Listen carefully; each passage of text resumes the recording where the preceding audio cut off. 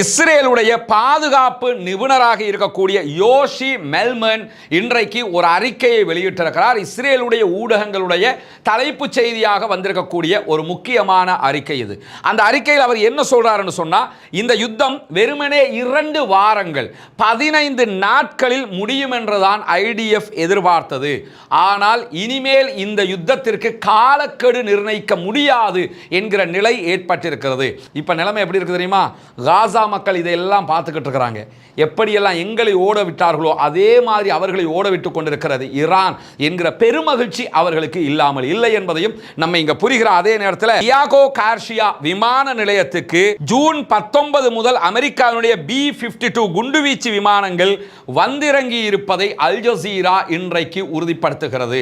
Al Jazeera இன்றைக்கு satellite புகைப்படத்தோட சில செய்திகளை வெளியிட்டிருக்கிறாங்க. அதுல நீங்க பாத்தீங்கன்னா டியாகோ கார்ஷியா இதுதான்.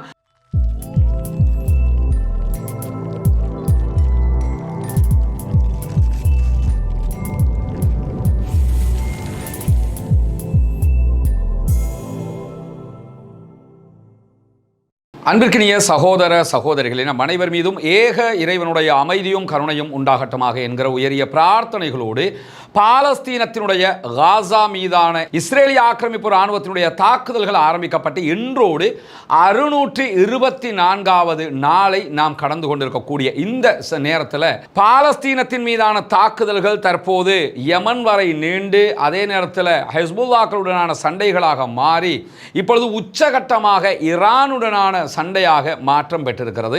ஈரானுக்கும் இஸ்ரேலுக்குமான சண்டைகள் நடைபெற்று வரக்கூடிய அதே நேரத்தில் காசாவுக்குள்ளும் இஸ்ரேலிய ஆக்கிரமிப்பு இராணுவத்தினுடைய தாக்குதல்கள் தொடர்கிறது. அதற்கு பதிலடியாக பாலஸ்தீன இராணுவத்தினுடைய பதிலடி தாக்குதல்களும் தொடர்ந்து நடைபெற்று வருவதை நாம் அவதானிக்க முடிகிறது. குறிப்பாக இன்றைக்கு கடந்த 24 மணி நேரங்களுக்குள்ளாக இஸ்ரேலிய ஆக்கிரமிப்பு இராணுவம் நடத்தியிருக்கக்கூடிய தாக்குதல்களில் 26 அப்பாவிகள் காசாவுக்குள் கொல்லப்பட்டிருக்கிறார்கள், ஷஹீதாகி இருக்கிறார்கள். அல்லாஹ் தஆலா அவர்களுடைய தியாகத்தை ஏற்றுக்கொள்ள வேண்டும், அவர்களுடைய ஷஹீதுடைய அந்தஸ்தை கொடுக்க வேண்டும். இணைவைக்காத பட்சத்தில் அவர்கள் அதற்கு தகுதியானவர்களாக மாறுவார்கள் என்கிற நம்பிக்கையோடு அல்லாஹ்விடத்தில் அவர்களுக்காக அதிகம் பிரார்த்திக்கிற அதே நேரத்தில் இன்றைக்கு நடத்தப்பட்டிருக்கக்கூடிய தாக்குதல்களில் 47க்கு மேற்பட்டவர்கள் படுகாயம் அடைந்திருக்கிறார்கள் என்கிற செய்திகளும் வெளியாகி இருக்கிறது. இதற்கிடையில் தற்போதைய நிலையில் நமக்கெல்லாம் தெரியும், இந்த வார் ஈரான் இஸ்ரேல் வாராக மாற்றம் பெற்றிருக்கக்கூடிய நேரத்திலும் காசாவுக்குள்ள தாக்குதல்களை நடத்துவதை இஸ்ரேல் நிறுத்தாமல் தொடர்கிறது. எனவேதான் அங்கிருக்கக்கூடிய பாலஸ்தீன விடுதலை இராணுவமும் தற்போது உச்சகட்டமான தாக்குதல்களை மீண்டும் தொடங்கி இருக்கிறார்கள். இன்றைக்கு ஸ்னைப்பர் அட்டாக் மூலமாக 3 இஸ்ரேலிய ஆக்கிரமிப்பு இராணுவத்தை சேர்ந்தவர்களை கொன்றிருப்பதாக பாலஸ்தீன விடுதலை இராணுவம் வெளியிட்டிருக்கக்கூடிய செய்திகள் வெளியாகி இருக்கக்கூடிய அதே நேரத்தில் இஸ்ரேலுடைய 3 இராணுவ வெஹிக்கிள்களை தாக்கி இருப்பதான செய்திகளையும் பாலஸ்தீன விடுதலை இராணுவம் வெளியிட்டிருக்கிறது.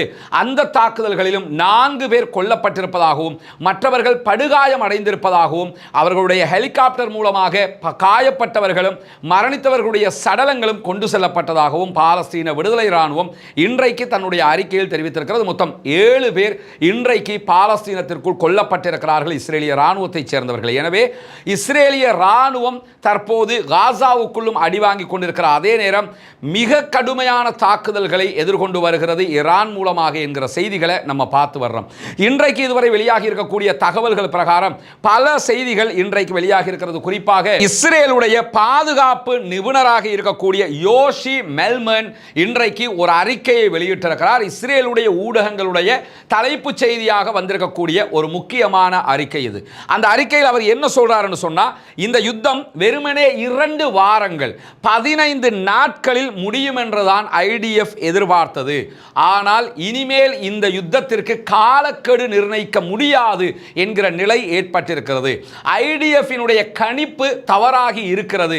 இதனை நான் ஆரம்பத்திலேயே மீண்டும் சொன்னேன். நீங்கள் ஈரானை தாக்கக்கூடாது, இந்த யுத்தம் தொடர்ந்து இழுபடக்கூடிய ஒரு யுத்தமாக மாறிவிடும், நீங்கள் நினைக்கிற அளவு பலவீனமான நிலையில் ஈரான் இல்லை என்று திரும்ப நான் சொன்னேன். ஆனால் யாருமே காதுல வாங்கல என்று சொல்லி இன்னைக்கு இஸ்ரேலுடைய பாதுகாப்பு நிபுணர் யோஷி மெல்மன் விரித்திருக்கக்கூடிய அறிக்கை வெளியாகி இருக்கிற அதே நேரத்தில் 2 வாரத்தில் முடியும் நினைச்சீங்க, 9வது நாளாகவும் சிம்ம சொப்பனமான பதிலடிகளை ஈரான் தந்து கொண்டிருக்கிறது. எனவே நாம் பிழை செய்து விட்டோம் என்பதை நாம் புரிந்து கொள்ள வேண்டும். இனிமேல் நமக்கு காலக்கெடு நிர்ணயிக்க முடியாது. 6 நாட்களுக்கு முன்பதாகவும் நான் இதே எச்சரிக்கையை தான் சொன்னேன். எனவே எச்சரிக்கை சொல்லக்கூடியவர்களுடைய கருத்துக்களையும் கவனத்தில் கேளுங்கள் என்கிறார் யோஷி மெல்மேன். எனவே இன்றைக்கு இஸ்ரேலுக்குள்ள ஏற்பட்டிருக்கக்கூடிய நிலை எப்படி இருக்குன்னு கேட்டா, தேவையில்லாம ஈரானோட முட்டி கொண்டீங்க, எனவே இப்ப வாங்கி கட்டிக்கிட்டு இருக்கிறோம் என்பதை அத்தனை பேரும் உணர்கிறார். அதே நேரம் ஆயிரக்கணக்கானவர்கள் கடல் வழியாக, குறிப்பாக அஸ்டோத், அஷ்கலான் ஆகிய பகுதிகளில் இருந்து கடல் மார்க்கமாக சுமார் $5000 மேலே பணம் செலுத்தி தப்பித்து கொண்டிருக்கிறார்கள் இஸ்ரேலியர்கள் என்கிற செய்திகள் இன்றைக்கும் மகிழ்ச்சியாக வெளியாகி இருக்கிறது. உண்மையிலேயே அவர்கள் அகதியாக்கப்படுவதில் இங்கு யாருக்கும் கவலை கிடையாது. ஏன் கவலை கிடையாதுன்னா அது அவங்களுடைய நாடு கிடையாது. உண்மையிலேயே பாலஸ்தீனம் என்கிற பெருபூமியை ஆக்கிரமித்து உண்டாக்கப்பட்ட நாடு இஸ்ரேல். உலகத்தில் பல நாடுகளும் தாங்கள் சுதந்திரம் பெற்ற நாடுகளாக செயல்பட்டு கொண்டிருக்கும் போது பாலஸ்தீனம் என்கிற நாட்டை ஆக்கிரமித்து இஸ்ரேல் என்கிற ஒரு நாட்டை உருவாக்கி அந்த நாடு சுதந்திர தேசமாக அவர்கள் வைத்துக் கொண்டு எந்த நாட்டுக்குள் இன்னொரு நாட்டை ஆக்கிரமித்து உருவாக்கினார்களோ அந்த நாட்டை இன்றைக்கும் அடிமையாக வைத்துக் கொண்டிருக்கிறார்கள். எனவே பாலஸ்தீனம் பாலஸ்தீன மக்களுக்கு சொந்தமானது. பாலஸ்தீனத்தை அபகரித்து குடியேறிய இஸ்ரேலியர்கள் தற்போது வெளிநாடுகளுக்கு தப்பி ஓடுகிறார்கள் என்பதுதான் யதார்த்த பூர்வமானது. இதுவரைக்கும் கிட்டத்தட்ட 200க்கு மேற்பட்ட குடும்பங்கள் இஸ்ரேலை விட்டு வெளியேறி இருப்பதாக சொல்லப்படுகிறது. இந்த 200க்கும் மேற்பட்ட குடும்பங்கள்ல 4000க்கு மேற்பட்டவர்கள் இருக்கலாம் என்று இஸ்ரேலுடைய ஊடகங்கள் தகவல் சொல்கிறது. எனவே இவ்வளவு அதிகமானவர்கள் தற்போது இஸ்ரேலை விட்டு வெளியேறி கொண்டிருக்கிறார்கள். நடப்பதெல்லாம் நல்லதாகவே நடந்து கொண்டிருக்கிறது என்பதை நம்ம புரிய வேண்டியிருக்கிறது. காசா மக்கள் வடக்கு காசாவிலிருந்து தெற்கு, தெற்கு காசாவிலிருந்து நார்த்து காசா, நார்த்து காசாவிலிருந்து கான் யூனிஸ், இப்படி ஒவ்வொரு நாளும் அலைக்கழிக்கப்பட்டார்கள், அகதிகளாக வெளியேற்றப்பட்டார்கள். இப்பொழுது குண்டு விழுமோ, இன்னும் கொஞ்ச நேரத்தில் குண்டு விழுமோ என்று பயந்து பயந்து இருந்தார்கள். இப்போ நிலைமை எப்படி இருக்குது தெரியுமா? காசா மக்கள் இதையெல்லாம் பார்த்துக்கிட்டு இருக்கிறாங்க. எப்படியெல்லாம் எங்களை ஓட விட்டார்களோ அதே மாதிரி அவர்களை ஓட விட்டு கொண்டிருக்கிறது ஈரான் என்கிற பெருமகிழ்ச்சி அவர்களுக்கு இல்லாமல் இல்லை என்பதையும் நம்ம இங்கே புரிகிற அதே நேரத்தில் நாங்கள் மிகவும் சிக்கலான ஒரு யுத்தத்தில் மாட்டிக்கொண்டிருக்கிறோம் என்கிறது ஐடிஎஃபினுடைய ஊடக பேச்சாளர் இன்றைக்கு விடுத்திருக்கக்கூடிய அறிக்கையை பல ஊடகங்களும் வெளியிட்டிருக்கிறாங்க. அதில் ஐடிஎஃபினுடைய ஊடக பேச்சாளர் சொல்லக்கூடிய செய்தி என்னன்னா, ஐஆர்ஜிசியினுடைய குதுஸ் படையினுடைய ஆயுத பரிமாற்ற பிரிவின் தளபதியை நாங்கள் கொண்டிருக்கிறோம். ஒரு லிஸ்ட்டை சொல்றாங்க. அந்த ஆரம்பத்தில் கொல்லப்பட்ட 5 பேர் தவிர்த்துட்டு லிஸ்ட்டை சொல்றாங்க. இரண்டாவதாக ஈரானுடைய ஐஆர்ஜிசியினுடைய காவல் படை போலீஸ் பிரிவினுடைய ட்ரோன் அமைப்பின் தளபதிகள் ஒருவரை நாங்கள் கொண்டிருக்கிறோம். அதே மாதிரி இஸ்பானில் இருக்கக்கூடிய அணுசக்தி நிலையங்கள் மீதான எங்களுடைய தாக்குதல்களை நாங்கள் தீவிரப்படுத்தி இருக்கிறோம். இப்படி எல்லாம் நாங்கள் வெற்றிகள்னு சொல்லி சொல்றாங்க. இதெல்லாம் அவங்க கண்ட வெற்றிகள்னு அதை பலமுறை சொல்லிட்டாங்க. இஸ்பஹானுக்கு நீ 5000 முறை அடிச்சாலும் எங்களுக்கு பிரச்சனை கிடையாது, அங்கே ஒன்றுமே கிடையாது, எல்லாத்தையும் சேஃப்டி பண்ணிட்டோம் என்று சொல்லியிருக்கக்கூடிய நேரத்தில் இந்த வெற்றிகளை எல்லாம் நாங்கள் சுவீகரித்திருக்கிறோம். இஸ்ரேலுடைய வரலாற்றில் ஆனால் இப்படி ஒரு சிக்கலான யுத்தத்தை நாங்கள் சந்தித்ததில்லை. கடுமையான ஒரு யுத்தத்தை நோக்கி நகர்ந்து கொண்டிருக்கிறோம். ஈரானுடைய அச்சுறுத்தலை நீக்க வேண்டும் என்று சொன்னால் நாங்கள் பல நோக்கங்களை அடைய வேண்டியிருக்குது, சாதாரணமான விஷயம் இல்லை என்று சொல்லி இன்றைக்கு ஐடிஎஃப் இஸ்ரேலி டிஃபென்ஸ் ஃபோர்ஸஸ் என்று சொல்லக்கூடிய இஸ்ரேலுடைய டயப்ப ஃபோர்ஸஸ் இப்படி ஒரு செய்தியை சொல்லி இருக்கிறது. இதை படித்து சொன்னாங்க, தேவைக்கில்லாத வேலைன்னு கேட்காம இன்றைக்கு போய் முட்டி மோதிட்டு சின்ன யுத்தம் இல்லை பெரிய யுத்தம் அப்படிங்கிறாங்க. ஆள் பார்க்கறதுக்கு தாண்டா அசால்ட்டாக இருந்தாங்க, இப்போ வச்சு செஞ்சுக்கிட்டு இருக்கிறாங்கிறத நம்ம பார்க்க முடிகிற அதே நேரத்தில் ஈரானை தாக்குவதற்கு எதிராக ட்ரம்புக்கு நெருக்கமானவர்கள் அவருக்கு பல எச்சரிக்கைகளை விடுத்திருப்பதான செய்திகள் இன்றைக்கு வெளியாகி இருக்கிறது. குறிப்பாக ஏபிசி நியூஸ் ஏஜென்சி இந்த செய்திகளை வெளியிட்டிருக்கிறது. இன்றைக்கு வெளியாகி இருக்கக்கூடிய தகவல் பிரகாரம் ட்ரம்ப் ஈரானை தாக்குவதற்கு இராணுவ விருப்பம் ஒன்றை நாடுவதற்கு இருந்தார், இராணுவ ரீதியிலான ஒரு தாக்குதலை நடத்துவதற்கு இருந்தார். அப்படி தாக்குதலை இராணுவ ரீதியாக ஆரம்பித்தால் அசாதாரண பலத்தோடு நாம் களமிறங்க வேண்டி வரும். ஈராக்கில் இறங்கின மாதிரி இறங்க முடியாது, ஆப்கானிஸ்தானில் இறங்கின மாதிரி இறங்க முடியாது, வியட்நாமில் இறங்கின மாதிரி இறங்க முடியாது, அல்லது மற்ற ஊர்களில் எப்போ இறங்குவோம்ல இந்த மாதிரியெல்லாம் இறங்க முடியாது. ஒரு அசாதாரண பலம் நமக்கு இருக்க வேண்டும். காரணம் என்னன்னு சொன்னால், நம்ம ஈரானை தாக்குறது மட்டுமில்லை அங்கே இருக்கக்கூடிய விவகாரம், நம்முடைய 50,000 ராணுவம் மிடில் ஈஸ்ட்ல இருக்கிறாங்க. எல்லா அரபு நாட்டிலையும் 50,000 அமெரிக்க ராணுவம் இருக்கிறது. அமெரிக்காவினுடைய நிறைய விமானங்கள், போர் விமானங்கள், கப்பல்கள் என்று பலதும் இருக்கிறது. எனவே நம்ம களம் இறங்குறதாக இருந்தால் 2ல் 1 முடிவெடுத்து தான் உள்ள இறங்கணும் என்று சொல்லி எச்சரிக்கை செய்திருப்பது மட்டுமல்லாமல், ஈரானுடைய அணுசக்தி நிலையங்கள் மீதான அமெரிக்காவினுடைய தாக்குதல் நடத்தப்படுவது என்பது மிக மிக ஆபத்தான ஆபத்தானது என்று சொல்லி டொனால்ட் ட்ரம்புக்கு அவருக்கு மிக நெருக்கமானவர்கள் எச்சரிக்கை செய்திருக்கிறார்களாம். அதிலும் குறிப்பாக டொனால்ட் ட்ரம்பினுடைய மிக நெருங்கிய நண்பர்களில் ஒருவராக இருக்கக்கூடிய ஸ்டீவ் பேனன் இன்றைக்கும் கடுமையான எச்சரிக்கையை ட்ரம்புக்கு கொடுத்திருக்கிறார். அவர் கூடுதலாக சொல்லும்போது என்ன சொல்லியிருக்கிறார்னு கேட்டா, இஸ்ரேலுடைய உளவுத்துறையை நம்ப வேண்டாம், இஸ்ரேலுடைய மொசாது சொல்லுகிற தகவல்களை நம்பாதீங்க. இவ்வளவு நாளா ஈரான் அது இல்லை, இது இல்லை, அப்படி இல்லை, இப்படி இல்லைன்னு நம்மளை ஏமாத்தி விட்டாங்க. இப்ப அடி உலக்கில் தான் தெரியுது நம்ம எதிர்பார்க்காத ஆயுதத்தை அவங்க வச்சுக்கிட்டு இருக்கிறாங்க. எனவே இனியும் மொசாத நம்பாதீங்க என்று சொல்லி டொனால்ட் ட்ரம்பினுடைய நெருங்கிய நம்பிக்கையான நண்பராக இருக்கக்கூடிய ஸ்டீவ் பேனன் இன்றைக்கு அவருக்கு அட்வைஸ் பண்ணியிருப்பதான செய்திகளை ஏபிசி நெட்வொர்க் வெளியிட்டிருக்கிறது மட்டுமல்லாம, பங்கர் பஸ்டர் குண்டுகளை திட்டமிட்டபடி நீங்கள் போடும்போது அவை செயல்படாமல் போனாலும் மிகப்பெரிய ஆபத்து, செயல்பட்டாலும் மிகப்பெரிய ஆபத்து. செயல்பட்டு அது குண்டு போய் வெடிச்சா கூட ஈரானுக்கு எதுவும் நடக்க போறது. ஈரானுடைய யுரேனியத்தை நீங்க அழிக்க முடியாது. ஏன்னா அது 80 மீட்டருக்கு கீழே இருக்குது, நீங்க 60 வரை தான் போக முடியும். எனவே முடியாத ஒன்றை பேருக்கு போய் ஏன் செய்யணும் என்று சொல்லி நாங்கள் அமெரிக்க அதிபருக்கு அவருக்கு நெருக்கமான மிக நெருங்கிய நண்பர் ஸ்டீவ் பேனன் இன்றைக்கு எச்சரிக்கை செய்திருப்பதான செய்திகள் வெளியாகி இருக்கக்கூடிய நேரத்தில் தான் அமெரிக்கா என்ன செய்கிறது, அமெரிக்க அதிபர் என்ன செய்கிறார் என்பது ஒரு குழப்பமான நிலையாகவே இருக்கு. அமெரிக்க அதிபரை பொறுத்தவரை நான் 2 வீக் டைம் எடுக்கிறேங்கிறாரு. இந்த 2 வீக் எதுக்காக என்கிற கேள்வியும் இருக்கிறது. ஏன்னா நடவடிக்கைகளை பார்க்கும்போது மத்திய கிழக்கில் மிடில் ஈஸ்ட் கண்ட்ரிகளில் இருக்கக்கூடிய அமெரிக்காவினுடைய விமானங்கள், பேசஞ்சர் ஃப்ளைட்டுகள், அதே போன்று கப்பல்கள், இராணுவ கப்பல்கள் எல்லாமே வேறு வேறு திசைக்கு நகர்த்தப்படுகிறது. அமெரிக்காவில் இருக்கக்கூடிய விமானங்கள் மத்திய கிழக்குக்கு கொண்டு வருவதற்கு நெருக்கமாக யூரோப் கண்ட்ரிகளுக்கு மாற்றப்படுகிறது. மத்திய கிழக்கில் இருக்கக்கூடிய அவர்களுடைய பல வளங்கள் மத்திய கிழக்கில் இருந்து வெளிநாட்டுக்கு கொண்டு செல்லப்படுகிறது. அதுக்கான காரணமாக எது இருக்கலாம் என்று சொன்னால், மத்திய கிழக்கில் இருக்கக்கூடிய அவர்களுடைய பல வளங்கள் மத்திய கிழக்கில் இருந்து வெளிநாடுகளுக்கு கொண்டு செல்லப்படுகிறது. ஏன்னா ஈரான் மேல தாக்குதல் நடத்துகிற திட்டம் போலயே தெரியுது அவங்களுடைய விமானங்கள் யூரோப் வரைக்கும் கொண்டு வரப்படுவது. அதே நேரத்தில் இங்கே இருக்கக்கூடிய வளங்கள் எல்லாம் வெளியேற்றப்படுவது, பெரிய பெரிய கப்பல்களை எல்லாம் வெளியேற்றிக்கிட்டு இருக்கிறாங்க மத்திய கிழக்கில் இருந்து. அந்த கப்பல்கள் வெளியேற்றப்படுவது எதை நமக்கு உணர்த்துதுன்னு சொன்னா, அவர்களுடைய கப்பல்களை பாதுகாப்பதற்கான ஏற்பாடுகளை செய்வதாக தெரிகிறது. சில பேர் கேட்டாங்க, அமெரிக்கா அவங்களுடைய ராணுவ கப்பலை எல்லாம் வெளியேற்றல, ராணுவம் சாராத பேசஞ்சர் ஃப்ளைட் வச்சிருப்பாங்க, ராணுவத்துக்கு சம்பந்தம் இல்லாத அதிகாரிகள் பயன்படுத்தக்கூடிய விமானங்கள் வச்சிருப்பாங்க. இந்த மாதிரி ஒரு தாக்குதல் நடத்தப்பட்ட நஷ்டத்தை குறைக்கிறதுக்காக அப்படியான ஐட்டங்கள் எல்லாம் வெளியேற்றி கொண்டிருக்கிறார்கள். எனவே அமெரிக்கா எந்நேரமும் ஒரு யுத்தத்திற்கு தயாராகிறது. 2 வீக்குக்கு அப்புறம் அடிங்கன்னு அதிபர் சொன்னார்னா அடிப்பாங்க, அடிக்காதீங்கன்னு சொன்னாங்கன்னா அடிக்க மாட்டாங்க. இப்படியான ஒரு நிலைக்கு அவர்கள் தள்ளப்பட்டிருக்கிறார்கள் என்கிற நிலையில தான் டியாகோ கார்ஷியா விமான நிலையத்துக்கு ஜூன் 19 முதல் அமெரிக்காவுடைய B-52 குண்டுவீச்சு விமானங்கள் வந்திறங்கி இருப்பதை அல் ஜசீரா இன்றைக்கு உறுதிப்படுத்துகிறது. அல் ஜசீரா இன்றைக்கு சேட்டலைட் புகைப்படத்தோட சில செய்திகளை வெளியிட்டிருக்கிறாங்க. அதில் நீங்க பார்த்தீங்கன்னா டியாகோ கார்ஷியா இதுதான். அங்க அவர்களுடைய B-52 விமானங்கள் இருக்கக்கூடிய காட்சிகள் தான் இங்கே அல் ஜசீராவுடைய புகைப்படத்தை தான் நான் உங்களுக்கு காட்டிக்கிட்டு இருக்கிறேன். B-52 விமானங்கள் இருக்கிறது. இந்த B-52 விமானங்கள் இஸ்ரேல்கிட்ட கிடையாது, உலகத்திலே அமெரிக்காட்ட மட்டும் தான் இருக்குது. இந்த விமானத்தில் இருந்து அந்த பங்கர் பஸ்டர், ஈரானுடைய அணு தயாரிக்க யுரேனியம் செறிவூட்டுகிற அந்த இடத்துக்கு இவங்க அட்டாக் பண்ணுவாங்க. 80 மீட்டருக்கு மேலே போக வேண்டி இருக்குதுல்ல, அதில் 60 மீட்டர் வரைக்கும் போகிற அந்த குண்டை இந்த விமானங்கள் மூலமாகத்தான் போட முடியும் என்று சொல்லப்படுகிறது. எனவே அந்த டியாகோ கார்ஷியாவுக்கு வந்திருக்கக்கூடிய காட்சிகளை அல் ஜசீரா இன்றைக்கு காட்டுகிற அதே நேரத்தில் நீங்க பார்க்கலாம், டியாகோ கார்ஷியா எங்க இருக்குதுன்னு பார்த்தீங்கன்னா ஈரான் இங்க இருக்குது. இங்க பாருங்க, ஈரானுடைய பகுதிகளை நீங்க பார்க்க முடியும். இதெல்லாம் சவுதி உள்ளிட்ட மற்ற அரபு நாடுகள்.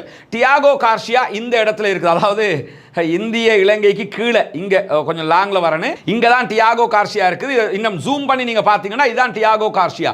டியாகோ கார்ஷியாவில் அமெரிக்காவினுடைய விமானப்படை தளம் இங்க தான் இருக்குது. ஒரு சின்ன தீவு. அந்த தீவு பிரிட்டிஷுக்கு சொந்தமான தீவு. ஆனா அமெரிக்கா தான் அவர்களுடைய முழு வேலைகளையும் அங்க பார்த்துக்கிட்டு இருக்காங்க. இங்க நீங்க பார்க்கலாம், டியாகோ கார்ஷியாவினுடைய கூகுள் மேப்பை தான் நான் காட்டுறேன். இந்த கூகுள் மேப்ல நீங்க பாத்தீங்கன்னா எந்த ஒரு விமானமும் இல்லை. இந்த இடத்துல மட்டும் 2 விமானங்கள் இருக்கிறது. இது நார்மல் ஃபிளைட்ஸ், வேற முக்கியமான ஃபிளைட்ஸ் கிடையாது. ஏற்கனவே நம்ம பார்த்த அல் ஜசீரா வெளியிட்டிருக்கக்கூடிய இந்த புகைப்படத்தை பார்த்தீங்கன்னா இங்க இருக்கக்கூடிய B-52 விமானங்கள் இருப்பதை நீங்க பார்க்கலாம். 1 2 3 4 5 6 7 8 8 B-52 விமானங்கள் இந்த தளத்தில் தற்போது வந்திருக்கக்கூடிய காட்சிகளை அல் ஜசீரா ஒளிபரப்பி இருக்கிறது. ஆனால் நம்ம எடுக்கக்கூடிய இந்த கூகுளுடைய மேப் வந்து அதை அப்டேட்டில் இந்த புகைப்படங்களை காட்டல, பழைய புகைப்படத்தை தான் காட்டிக் கொண்டிருக்கிறது. இதுதான் டியாகோ கார்சியானுடைய விமான நிலையம். இங்கே அப்போ இருக்கல, இப்போ அவர்களுடைய B-52 விமானங்கள் வந்து இறங்கி இருக்கிறது.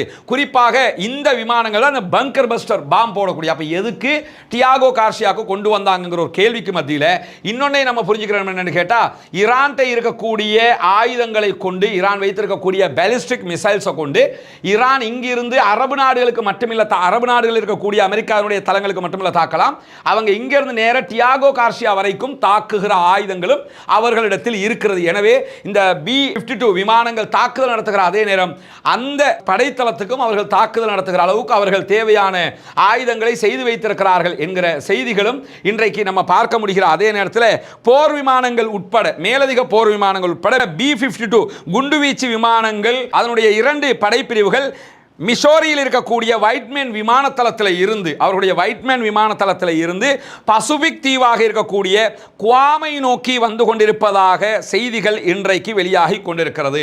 இங்க நீங்க பார்க்கலாம், ஈரான் இங்கே இருக்கிறது, இந்த இடத்துல டியாகோ கார்சியா இருக்கிறது, இந்த இடத்துக்கும் B-52 விமானங்கள் வந்து கொண்டிருக்கிற அதே நேரத்தில் இந்த இடத்துல பார்த்தீங்கன்னா பசிபிக் தீவுகள் இருக்கக்கூடிய குவாம் ஐலாண்ட் இருக்குது. இந்த இடத்திலும் அமெரிக்காவினுடைய போர் விமானங்கள் தற்போது வந்திருக்கிறது. என்ன விஷயம் என்று கேட்டால், ஈரான் இங்கிருந்து இங்க தாக்குகிற வல்லமையும் இருக்கிறது, இங்கிருந்து இங்க தாக்குகிற வல்லமையும் ஈரானுக்கு பாலிஸ்டிக் ஏவுகிற வல்லமை இருப்பதாக சொல்லப்படுகிறது. ஆனா அவங்க தாக்குதல் ஆரம்பிச்சா தான் அது எந்த அளவுக்கு உண்மை, எந்த அளவு தூரம் அது நடக்கும் என்பதை நம்ம பார்க்க முடியும். ஆனால் ஈரான் அதை சொல்லிக் கொண்டிருக்கிறது. இங்க நீங்க படத்துல பார்க்கலாம், இதுதான் B-52 வகையான அவர்களுடைய தாக்குதல் விமானம். உலகத்தில் அமெரிக்காட்ட மட்டுமே இருக்கக்கூடிய விமானம், பயங்கரமான விமானம் அது. அந்த விமானத்தினூடாகத்தான் அவர்கள் அந்த குண்டுகளை ஈரான் மீது போட முடியும். எனவே ஈரானோட அமெரிக்கா சண்டைக்கு வருமா வராதான்னா 50-50 எப்பயும் இருக்குது. வரலாம், வராமலும் இருக்கலாம். ஆனால் ஆயுத நகர்த்தல்களை பார்க்கும்போது சண்டைக்கு தயாராகுவது தெரிகிறது. அரபு நாடுகளும் அதுக்கு தயாராக ஏதோ ஒன்று நடக்கப் போகுது என்று சொல்லி தெரிஞ்ச காரணத்தினால தான் எண்ணெய் ஏற்றுமதியை அரபு நாடுகள் அதிகரித்திருப்பதான செய்திகள் இன்னைக்கு வந்திருக்கேன்னா, அட்டாக்குன்னு வந்துருச்சுன்னா எண்ணெய் ஏற்றுமதி அந்த ஏற்கனவே நம்ம ஹொர்முஸையெல்லாம் அவங்க மூடிட்டாங்கன்னு சொன்னால் சிக்கலாக போயிடும். இப்போ உடனடியாக நிறைய எண்ணெய் ஏற்றுமதி வேலைகளை செய்கிற செய்திகளும் வெளிவந்திருக்கக்கூடிய அதே நேரத்தில் சேனல் 20 இஸ்ரேலுடைய ஊடகம் வெளியிட்டிருக்கக்கூடிய செய்திகளில் 1 லட்சத்துக்கு மேற்பட்ட இஸ்ரேலியர்கள் நாட்டுக்குள் வர முடியாமல் வெளிநாடுகளில் சிக்கி தவிக்கிறார்கள் என்கிற செய்திகளையும் வெளியிட்டிருக்கிறது. இன்றைக்கு இஸ்ரேல் ஈரான் மேலே நிறைய தாக்குதல்களை நடத்தி இருக்கிறாங்க. குறிப்பாக வான்வழி தாக்குதல்களால் அஹ்வாஸ் ஆம்புலன்ஸ் மையம் மொத்தமாக அளிக்கப்பட்டிருக்கிறது. ஈரானுடைய அஹ்வாஸ் சிட்டியில் இருக்கக்கூடிய மருத்துவ மையம், மருத்துவ அறிவியல் பல்கலைக்கழகத்தோடு இணைந்த பகுதி, அது மொத்தமாக இன்றைக்கு டிஸ்ட்ராய் பண்ணியிருக்கிறாங்க. அதனுடைய காட்சியில் நம்முடைய டெலிகிராம் சேனல்லையும் நம்ம வெளியிட்டிருக்கிறோம். 115 அங்கே ஆம்புலன்ஸை கூப்பிடணும்னா 115 அடிச்சா ஆம்புலன்ஸ் வரும். அந்த மையத்தை தான் இன்றைக்கு இஸ்ரேல் அளித்திருக்கிறது. அதனுடைய முழுமையான பகுதிகளும் அளிக்கப்பட்டிருப்பதாக சொல்லப்படுகிறது. ஈரானோட ராணுவத்தோட மோதுவாண்டு பார்த்தா வளம மாதிரி காசாவுலவே எப்படி அப்பாவிகளுக்கு மருத்துவமனைக்கு மடிச்சாங்களோ அதே வேலையை செய்ய ஆரம்பிச்சிருக்கிறாங்க. அது தவிர ஈரானுடைய கர்மன்ஷா மாகாணத்தில் இன்றைக்கு இஸ்ரேலிய தாக்குதல் விமானங்கள் நடத்தியிருக்கக்கூடிய தாக்குதல்களில் 3 மருத்துவமனைகள் குண்டு வீசி அளிக்கப்பட்டிருக்கிறது, தாக்குதலுக்குள்ளாகி இருக்கிறது. 6 அம்புலன்ஸுகள் அந்த இடத்துல 3 மருத்துவமனைகளில் 6 அம்புலன்ஸுகளும் அளிக்கப்பட்டிருக்கிறது. ஈரானுக்கு சொந்தமான அம்புலன்ஸ் ஹெலிகாப்டர் ஒன்றும் இன்றைக்கு குண்டு தாக்குதலுக்கு இலக்காகி இருக்கிற அதே நேரத்தில் 2 மருத்துவ பணியாளர்களும் கொல்லப்பட்டிருக்கிறார்கள் என்கிற செய்திகள் இன்றைக்கு வெளியாகி இருக்கிறார். அதே போன்று இஸ்ரேலுடைய விமானப்படை ஈரானில் 200க்கும் மேற்பட்ட தரையிலிருந்து தரைக்கு தாக்கக்கூடிய ஏவுகணைகளை அளித்திருப்பதாக இன்றைக்கு இஸ்ரேல் அறிவித்திருக்கிறது. மொத்தமாக அவங்க 200 ஏவுகணைகளை அளிச்சிருக்கிறாங்களாம். இப்போ ஒரு ஜோக்க பாருங்களேன், என்னன்னா 2000 பாலிஸ்டிக் ஏவுகணைகள் ஈரானிடத்தில் இருப்பதாக சொல்கிறார்கள். பாதியை அழிச்சிட்டதாக இத்தனை நாள் சொன்னாங்க. அப்ப 1000 அழிச்சிட்டாங்கன்னு அர்த்தம். 400 மிசைல் எங்க மேல ஈரான் அடிச்சிருக்குன்னாங்க. அதுல 400 கழிச்சிங்கன்னா 600 மிசைல்ஸ் தான் அவங்கள்ட்ட இருக்குதுன்னு அர்த்தம். இதுதான் இவ்வளவு நாட்களாக அவர்கள் சொல்லி வந்த செய்தி. ஆனா இன்னைக்கு என்ன சொல்றாங்கன்னா, நாங்க மொத்தம் 200 அழிச்சிருக்கிறோம்னாங்க. 2000ல் 200 பாதியா அல்லது 10ல் 1 மடங்கா? அப்படியே அழிச்சாலும் 2000 பாலிஸ்டிக் இருக்குதுன்னா 200 அழிச்சிருக்கிறீங்கன்னா 1800 இருக்குதுன்னு அர்த்தம். அதுல 400 உங்க மேல அடிச்சிருக்கிறான்னு சொல்லி சொன்னா அப்பவும் 1400 இருக்குதுன்னு அர்த்தம். அப்ப என்னன்னா, செய்திகளை மக்களுக்கு மாறி மாறி பச்சை போய் இவங்க இந்த அதாவது பிறவியிலேயே இருக்கக்கூடிய இந்த ஜியோனிஸ்டுகள்னாலே எடுக்க முடியாத கடைஞ்செடுத்த தார்பாயில் வடிகட்டின பொய் எங்கே இவங்க. அதனால தான் இந்த செய்திகளை சொல்லிக்கிட்டு இருக்கிறாங்க. இன்றைக்கி பாதி 200 மாறி இருக்குது. 200 தானடா பாதி நீங்க அவன் வச்சிருக்க வேணும் வருஷக்கணக்கு எங்களுக்கு யுத்தம் பண்ணுறதுக்கு ஐட்டம் இருக்குன்னு சொல்லிக்கிட்டு இருக்கிறான். இந்த செய்திகளை சொல்லி அவங்க பொய்யர்கள் என்பதை நிரூபித்திருக்கிறார். அதே நேரம் சேனல் 20 இன்றைக்கு வெளியிட்டிருக்கக்கூடிய ஒரு அறிக்கையில் தெஹ்ரானுக்கு கிழக்க இஸ்ரேல் ஈரானுடைய ஆயுத தளத்தை தாக்கி இருக்கிறது என்கிற ஒரு செய்தியை சொல்றாங்க. இப்போ இதில் எத்தனை ஏவுகணைகள் அளிக்கப்பட்டிருக்கிறது என்று சொல்லி நம்ம கேட்கணும். அதை தாண்டி இஸ்பஹானில் ஏவுவதற்கு தயாராக இருந்த இரட்டை ஏவுதள ட்ரோன் தளத்தின் மீது இன்றைக்கு தாக்குதல் துல்லியமாக நடத்தி இருக்கிறோம் என்று இஸ்ரேல் சொல்றாங்க. அது சம்பந்தமான எந்த காட்சிகளும் இதுவரைக்கும் வெளியாகவில்லை. அப்படி நடந்திருந்தா ஈரான் அதை வெளியிட்டுருவாங்க. அந்த வீடியோக்களை நம்மளும் டெலிகிராம் சேனல் உங்களோட பகிர்ந்து கொள்வோம். அதை தாண்டி இன்றைக்கு ஈரான் நிறைய தாக்குதல்களை இஸ்ரேல் மேல நடத்தியிருக்கிறாங்க. கடந்த 24 மணி நேரத்தில் ஆக்கிரமிக்கப்பட்ட பாலஸ்தீன பிரதேசமாக இருக்கக்கூடிய இஸ்ரேலை நோக்கி பல்வேறு வகையான டசன் கணக்கான ட்ரோன் தாக்குதல்களை நாங்கள் நடத்தி இருக்கிறோம் என்று சொல்கிறார்கள். இந்த ட்ரோன்கள் எல்லாம் நியமிக்கப்பட்ட இலக்கை துல்லியமாக அடைந்திருக்கிறது என்றும் சொல்கிறார்கள். நம்ம டெலிகிராமில் ஒரு வீடியோ போட்டிருக்கோம், அதை நீங்கள் பார்க்கலாம். இஸ்ரேலுடைய ஹெலிகாப்டர் போய்கொண்டிருக்கும் போதே அவர்களுடைய ட்ரோன் அட்டாக் ஒன்று நடைபெற்றுக் கொண்டிருக்கிறது. இஸ்ரேல் ஹெலிகாப்டர் இருக்கும் போதே ட்ரோன் அட்டாக் நடக்கிறது. அதனை அவர்களுடைய ஹெலிகாப்டரால் கூட தடுக்க முடியாத ஒரு நிலை இருக்கக்கூடிய நேரத்தில் ஈரான் இன்றைக்கு யஸித் என்கிற அவர்களுடைய மாகாணத்தில் ஒரு மொசாதுடைய உளவாளியை கைது செய்திருக்கிறது. அவனை கைது செய்து விசாரணை நடத்தக்கூடிய காட்சிகளும் இன்றைக்கு வீடியோக்களாகவே வெளியாகி இருக்கு. நீங்க பார்க்கலாம். ஈரானுடைய முக்கியஸ்தர்கள் விசாரணை நடத்துகிறார்கள். இந்த இடத்துல யாரோ ஒருத்தர் இருக்கிறார், அவரை பிளேர் பண்ணி இருக்கிறாங்க. ஆனா இவங்களுக்கு பக்கத்தில் இன்னொரு தளபதியும் இருக்கிறாரு. அவர் இல்லை, இந்த இடத்துல இருக்கிறவர் அவர் தான் இவர்னு மற்ற புகைப்படத்தை பார்த்து நம்ம யோசிக்கக்கூடாது. அவர் தனியா இருக்கிறார். இந்த இடத்துல யாரோ ஒரு முக்கியஸ்தர் இருக்கிறார். இங்க நீங்க பார்க்கலாம், இஸ்ரேலுடைய உளவாளியை விசாரணை நடத்தக்கூடிய காட்சி நடைபெற்று வருகிறது. இன்றைக்கு இது தவிர இன்னும் நிறைய பேரை அவங்க அரெஸ்ட் பண்ணியிருக்கிறாங்க. அந்த காட்சிகளையும் நம்ம இன்றைக்கு உங்களுக்கு நம்முடைய கடந்த வீடியோவில் சொல்லி இருந்தோம் என்பதை நினைவூட்டுகிற அதே நேரம் இஸ்ரேலுடைய ஊடகங்கள் இராணுவ அதிகாரியை மேற்கோள் காட்டி ஈரான் ரொம்ப சூப்பரான கண்காணிப்பு அமைப்புகளை கொண்டிருக்கிறது என்கிற ஒரு செய்தியை இன்றைக்கு வெளியிட்டு இருக்கிறார்கள். ஈரானை இவ்வளவு காலமாக ஒன்றுமில்லை, ஒன்றுக்கும் உதவாத நாடு என்று சொன்ன வாய் இப்போ ஈரானை புகழ்ந்து தள்ளுது. ஈரானை மற்றவங்க புகழ்றது வேற விவகாரம். ஆனால் இப்போ இஸ்ரேல்காரனை புகழ்ந்துக்கிட்டு இருக்கிறான். நம்ம நினைச்ச மாதிரி இல்லைங்க, ட்ரோன் வச்சிருக்கிறான், பெரிய பெரிய ராக்கெட்டு வச்சிருக்கிறான், அட்டிக்கிற அடியெல்லாம் பேலிஸ்டிக் வச்சிருக்கிறான், சூப்பர்சோனிக் வச்சிருக்கிறான், என்னமெல்லாம் வச்சிருக்கிறான் அப்படின்னு சொல்லி அவங்களே இப்போ இதெல்லாம் அல் ஜசீரா போடுறதல்ல, அவர்களுடைய ஊடகங்கள் சொல்லக்கூடிய செய்திகளை தான் நம்ம உங்களுக்கு தந்துக்கிட்டு இருக்கிறோம். அவ்வளவு அழுத்தமான செய்திகளை அவங்களே சொல்லிக்கிட்டு இருக்கிறாங்க. நம்ம நினைச்ச மாதிரி இல்லாமல் ரொம்ப பயனளிக்கக்கூடிய ரொம்ப சூப்பரான கண்காணிப்பு அமைப்புகளை ஈரான் வைத்துக் கொண்டிருக்கிறது என்று சொல்லி இன்றைக்கு இஸ்ரேலுடைய ஊடகங்களே தகவல் வெளியிட்டிருக்கக்கூடிய நேரத்தில் இன்றைக்கு ஈரானுக்கு ஆதரவாக தாம் நேரடியாக களத்திற்கு வருவதாக ஹூதிகள் படைப்பிரிவு இன்றைக்கு அறிவித்திருக்கிறார்கள். ஹூதிகளுடைய அன்சாருல்லா படைப்பிரிவினுடைய ஊடக பேச்சாளர் பிரிகேடியர் யஹியா சாரி இன்றைக்கு அறிக்கை வெளியிட்டிருக்கிறார். இவர் தான் யஹியா சாரி. அவர் வெளியிட்டிருக்கக்கூடிய அறிக்கைகள் இன்றைக்கு முழுவதுமாக அல் ஜசீரா உள்ளிட்ட எல்லா ஊடகங்களும் வெளியிட்டிருக்கிறாங்க. அதில் அவர் என்ன சொல்றாருன்னு கேட்டால், அமெரிக்கா ஈரானுக்கு எதிரான தாக்குதல்களில் ஈடுபட்டால் அமெரிக்கா களத்துக்கு வருகிற வரைக்கும், நான் வராத வரைக்கும் நாங்கள் சும்மா இருப்போம். ஏன்னா அமெரிக்காவுக்கும் அவங்களுக்கும் ஒமான் வழியாக ஒரு பேச்சுவார்த்தை நடைபெற்று அமெரிக்காவுடைய கப்பல் கிளம்பி போயிடுச்சு. அவங்களும் அடிக்க மாட்டாங்க. அமெரிக்காவுடைய கப்பல்களுக்கு செங்கடலில் ஹவுத்திகள் அடிக்க மாட்டாங்க. அதனால் அமெரிக்காவும் ஹவுத்திகள் மேலே அட்டாக் பண்ணாதுன்னு சொல்லி அவங்க கிளம்பி போயிட்டாங்க. ஆனால் இப்போ ஹவுத்திகள் என்ன சொல்கிறாங்கன்னு சொன்னால், நீங்கள் அதாவது அமெரிக்கா ஈரான் மேலே தாக்குதல்களை நடத்தினால் ஈரானுக்கு ஆதரவாக, பாலஸ்தீனத்திற்கு ஆதரவாக அமெரிக்காவினுடைய நலன்கள் மீது பிராந்திய முழுவதும் இருக்கக்கூடிய கப்பல்கள், அதே போன்று போர் கப்பல்கள் மீது தாக்குதல்களை நடத்துவோம். இங்கே தான் ட்விஸ்ட் இருக்குது. என்னன்னா, இவங்க அட்டாக் பண்ண ஆரம்பிச்சிட்டாங்கன்னா சவுதி போர்ட்டுக்கு அடிக்க வாய்ப்பு இருக்குது. சவுதியில் இருக்கக்கூடிய இங்கே நீங்கள் பார்க்கலாம், சவுதி அரேபியா இங்கே இருக்குது. அதே நேரத்தில் யமன் இந்த இடத்துல இருக்கிறாங்க. அடுத்ததாக அமெரிக்காவினுடைய பேஸுகள் எல்லாம் எங்கே இருக்குன்னா, இந்த குவைத்தில், பஹ்ரைனில், அதே போன்று யுஏஇயில், அபுதாபியில், கத்தாரில், இந்த இடங்கள்லாம் இருக்கிறது. இதில் ஆல்ரெடி சவுதி அரேபியாவுக்கும் யமனுக்கும் இடையில் பெரிய முருகல் நிலை இருக்கக்கூடிய இடத்துல இப்போ 2015 சமாதானமாக இருக்கிறாங்க. இப்பொழுது ஈரானுக்கு ஆதரவாக அமெரிக்காவுக்கு எதிராக அவர்கள் களத்தில் இறங்கினால் சவுதி அரேபியாவில் இருக்கக்கூடிய அமெரிக்க தளங்கள் மீது அவர்கள் தாக்குதல் நடத்த வாய்ப்பு இருக்கிறது. இன்னும் சொல்ல போனால் சவுதி அரேபியாவினுடைய அரம்கோ ஆரம்பத்தில் முழுவதுமாக அமெரிக்காவுடைய கண்ட்ரோலில் இருந்தது. இப்போ அமெரிக்காவுடைய கண்ட்ரோலில் இல்லாவிட்டாலும் அமெரிக்காவுக்கு தான் அவங்க பிஸ்னஸ் பண்ணி கொண்டிருக்கிறாங்க. எனவே அரம்கோ மேலேயும் இவங்க ஆல்ரெடி தாக்குதல் நடத்தியிருக்கிறாங்க. இந்த தாக்குதல்களிலும் அதை செய்வதற்கான வாய்ப்புகள் இருக்கிறது. அதை தாண்டி இவர்கள் கத்தாரோடு இந்த யமன் குரூப்பை நீங்கள் எடுத்துக்கிட்டீங்கன்னா அவர்களை பொறுத்தவரையில் அவங்க ஈரான் மாதிரி யாருக்கும் கட்டுப்பட வேண்டிய, யாரையும் அனுசரித்து போக வேண்டிய தேவை கிடையாது. ஏன்னா ஈரானை மட்டும் தான் அவங்க அனுசரிக்கணும், வேறு யாரையும் அனுசரிக்கிற தேவை கிடையாது. அவங்க தனியாக தான் இருக்கிறாங்க. அதனால் அவங்க நினைச்சாங்கன்னா அரபு நாடுகள் இருக்கக்கூடிய அந்த அமெரிக்க நிலையங்கள் மீது தாக்குதல் நடத்தவும் கூடும். அதை தாண்டி ஆல்ரெடி அவங்க செங்கடலில் வரக்கூடிய அமெரிக்க கப்பல்கள், இஸ்ரேலுடைய கப்பல்களுக்கு தாக்குதல் நடத்தி கொண்டிருந்தாங்க. அமெரிக்காவுடைய கப்பல்களுக்கு நீ தாக்க மாட்டோம் என்று சொல்லியிருக்கிறாங்க. தொடர்ந்து அமெரிக்காவுடைய கப்பல்களுக்கு தாக்குதல் நடத்தியது மட்டும் இல்லாமல் அமெரிக்காவுடைய ராணுவ கப்பல், விமானம் தாங்கி கப்பலுக்கு அடித்தாங்க. F-35 விமானங்களுக்கு அவங்க தாக்குதல் நடத்தினாங்க. எனவே அப்படியான ஒரு தாக்குதலையும் கண்டிப்பாக யமனிகள் செய்வதற்கான வாய்ப்பு இருக்கிறது என்று எதிர்பார்க்க முடியும். யமனிகளுடைய எச்சரிக்கை அப்படித்தான் இருக்கு. ஆனால் இதுக்கு இடையில் இன்னொன்று பார்க்கணும் என்னன்னா, இந்த B-52 வகையான குண்டு இருக்கா இல்லையா, பங்கர் பஸ்டர், இதை யமன் மேலே போடுறதுக்கு அமெரிக்கா தயாராக இருந்தது. ஆனால் அந்த பேச்சுவார்த்தைகள் அப்படி நடந்ததுனால அது போடாமல் தவிர்க்கப்பட்டது என்கிற ஒரு ஆபத்தான செய்தியும் இன்றைக்கு வெளியாகி இருக்கிறது. சில நேரம் ஈரான் மேலே அப்படி ஒரு குண்டை போடுறதுக்கு அமெரிக்கா தயாராகிட்டான்னா யமன் மேலேயும் போடுறதுக்கு துணிஞ்சிருவாங்கிறத நம்ம பார்க்க முடியும். அப்படியும் நம்ம எதிர்கூற முடியும். என்னன்னா அப்படியான ஒரு நிலை இருக்கிறது. எது எப்படி போனாலும் நாங்கள் தாக்குதலை தொடருவோம் என்று சொல்லி இன்றைக்கு யமனிகள் சொல்லியிருக்கிறார்கள்.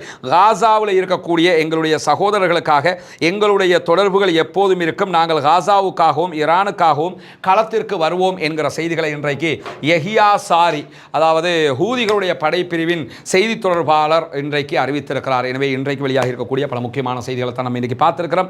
தொடர்ந்தும் இணைந்திருங்கள். ரஸ்மின் MISC நியூஸ் மற்றும் ரஸ்மின் டாக்ஸ் ஆகிய 2 சேனல்களையும் சப்ஸ்கிரைப் செய்யாதவர்கள் சப்ஸ்கிரைப் செய்து கொள்ளுங்கள். பாலஸ்தீனம் வெற்றி பெற வேண்டும், பாலஸ்தீனம் சுதந்திரம் அடைய வேண்டும், பாலஸ்தீன மக்களும் நம்மை போன்று நிம்மதியானவர்களாக மாற வேண்டும், வாழ வேண்டும் என்கிற உயரிய பிரார்த்தனைகளோடு பாலஸ்தீன அப்பாவிகளுக்காக பிரார்த்திக்கிற அதே நேரத்தில் இஸ்ரேலிய ஆக்கிரமிப்பு ராணுவத்திற்கு எதிராக குனூத்து நாசிலாவை ஓத மறந்து விடாதீர்கள்.